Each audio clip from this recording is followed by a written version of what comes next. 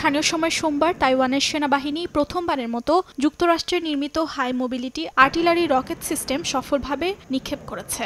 এটি পিংতুন কাউন্টির জিউপেং ঘাঁটিতে এক লাইভ ফায়ার মহড়ার অংশ হিসেবে চালানো হয়।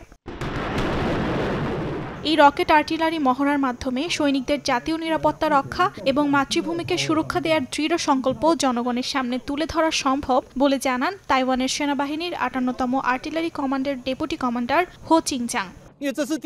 আমি বিশ্বাস করি এই রকেট আর্টিলারি মহড়ার মাধ্যমে আমরা আমাদের নাগরিকদের দেখাতে পারব যে জাতীয় নিরাপত্তা রক্ষায় এবং মাতৃভূমি সুরক্ষায় আমাদের সেনারা দৃঢ় সংকল্প।